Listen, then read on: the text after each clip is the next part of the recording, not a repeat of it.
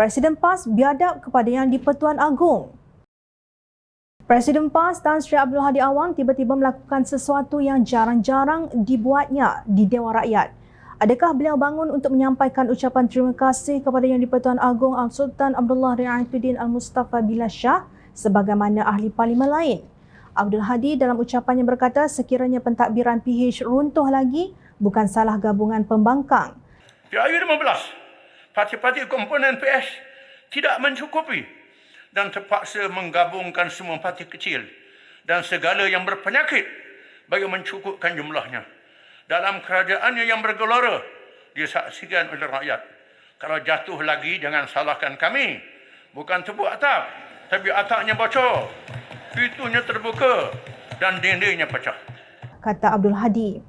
Demikian timbalan pengerusi Perikatan Nasional terus-menerus menghina usaha berhikmah Yang di-Pertuan Agong membentuk kerajaan perpaduan dan melantik pengerusi Pakatan Harapan Datuk Seri Anwar Ibrahim, ahli Parlimen Tambun sebagai Perdana Menteri Malaysia yang ke-10. Marilah kita renung kembali titah Yang di-Pertuan Agong ketika merasmikan penggal kedua Parlimen ke-15 pada 13 Februari lalu. Baginda memperkenan pembentukan kerajaan perpaduan dan amat menghargai komitmen semua pihak yang terlibat. Beta menyambut baik permufakatan yang tercapai di kalangan pimpinan parti-parti kerajaan perpaduan Malaysia yang selari dengan cetusan hasrat murni beta untuk membentuk sebuah kerajaan yang stabil dan utuh. Dengan demikian, kerajaan beta boleh menumpukan daya usaha untuk memperkuatkan tekad bagi menjamin kestabilan politik dan menjana pertumbuhan ekonomi yang akan menjamin kesejahteraan rakyat beta. Malah baginda menganjurkan semangat muhibah dan saling menghormati antara kaum sebagai asas kepada kestabilan negara. Kerana itu, keutuhan keharmonian menerusi gagasan perpaduan yang berlandaskan prinsip-prinsip perlembagaan persekutuan hendaklah dijadikan agenda utama demi nusa tercinta.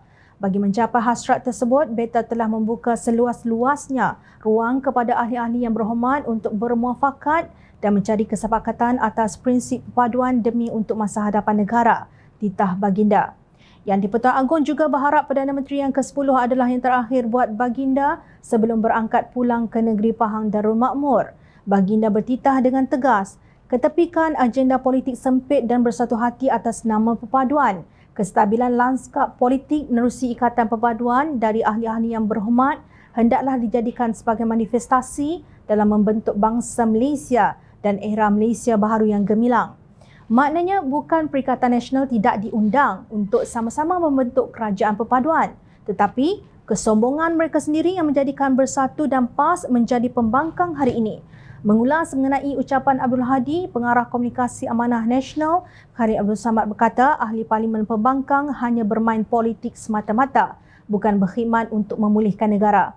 Kalau dia sebagai seorang yang bertanggungjawab, dia mesti memahami bahawa apa yang diperlukan sekarang ini seperti mana yang ditegaskan oleh Yang di-Pertuan Agong adalah kestabilan politik. Betul. Ya, kalau kita nak supaya negara kita boleh dibangunkan, ya, pelabur datang, rakyat sendiri pun berani untuk melabur bagi kerajaan yang di negara sendiri dengan melakukan projek-projek yang tertentu yang diperlukan, maka kita nak kena sama-sama selepas pilihan raya tunjukkan bahawa kita bekerja sama, ya, kerajaan dan pembangkang ke arah membawa kestabilan politik supaya negara boleh maju dan boleh makmur.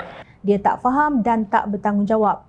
Awak nak takut-takutkan pelabur ke atau awak nak takut-takutkan rakyat ke? Apa manfaatnya? Kamu terimalah hakikat kamu dah kalah. Khalid berkata demikian dalam program Jom Channel Bicara Haji Khalid Samad siri 183, Belanjawan dan Titah Yang di-Pertuan Agong Selasa lalu.